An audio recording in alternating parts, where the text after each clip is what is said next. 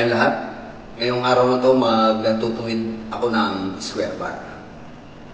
So sa pagtutuwid ng square bar, medyo maselan ito lalo na sa mga paguhan kasi 4 na side ang inyong dapat na itutuwid.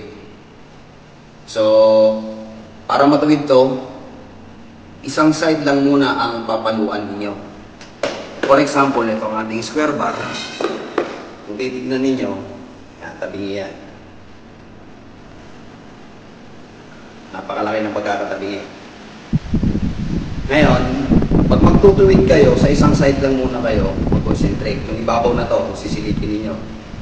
Yan, ibabaw na to, hanggang dito. Doon muna kayo sumipa, kung yan ay diretso. Kapag ka may tabingi, ang palo lang rito, kabilaan lang, either na dito, o sa kabilang side.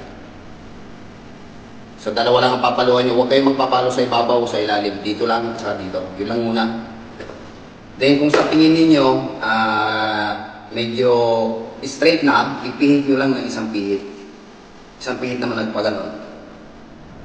Yan. Dito naman kayo mag-concentrate. Sipatin nyo kung alin ang tabingi.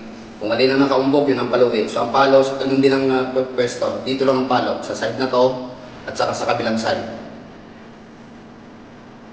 Huwag kayong magpalo sa ibabaw, huwag magpalo sa ilalim. Dito lang at saka doon.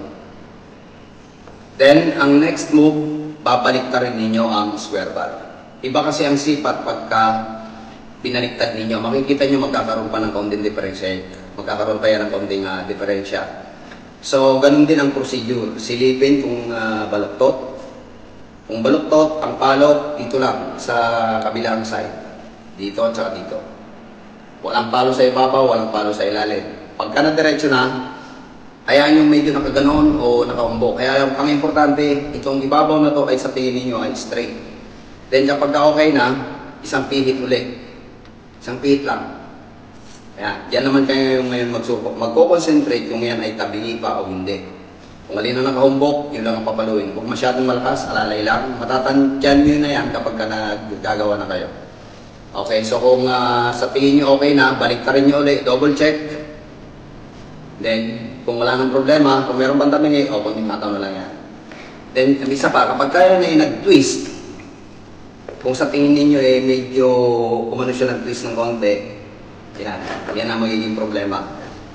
Gagamitan na natin ang ipit dito yan sa gato, tapos ipipilipit natin to. Either na gagawa kayo rito ng pangbira para maipilipit, para may twist, para may reverse yung pag-twist, or pipe wrench para mabilis pihit kagad. Kasi pagka naka-twist dyan, ang hirap ituwid. Okay, so ganun lang ang pinaka-procedure. So tignan nyo kung paano ko ito gagawin. So ito ang ating square bar.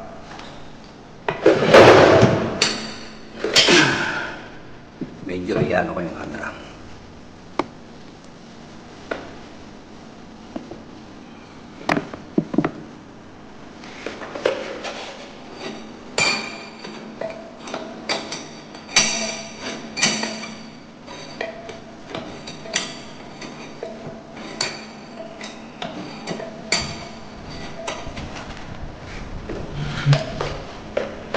Okay, so sa totoo lang, bawal paluan ng gato. Pero manipis lang naman ito, kaya medyo okay lang. Saka hindi na rin siya masyadong perfect, kaya ginagamit ko na lang siya ng pukpukan.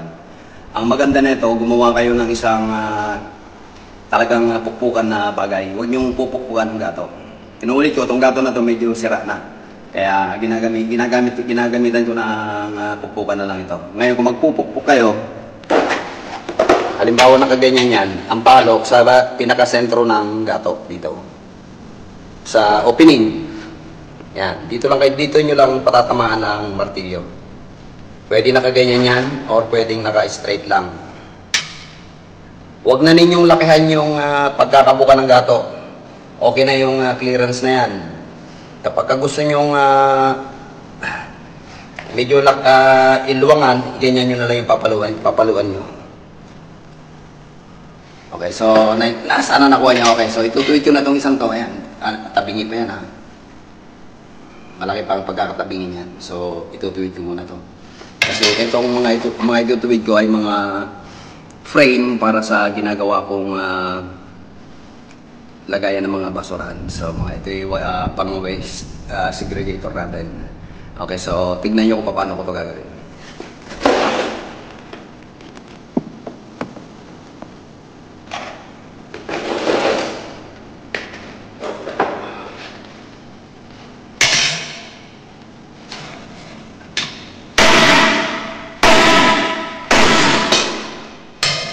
Dito lang lagyan po ang palo ko kasi dito may kurbatang pag ganun.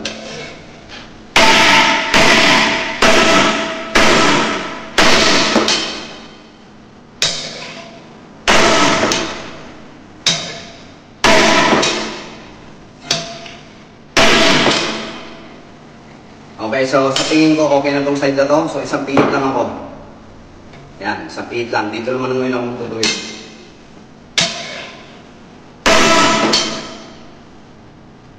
Okay, so sa tingin ko okay na. Babalik na rin ko naman itong aking square part.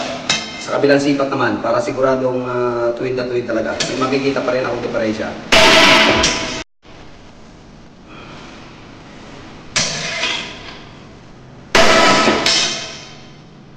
Okay. So ito ay tuwid na ito. So ito yung mga itutuloy ko naman. Yan. Lahat ng parts na to ay para sa frame ng ating waste segregator. So, tingnan nyo na lang kung paano ko ito ginagawa.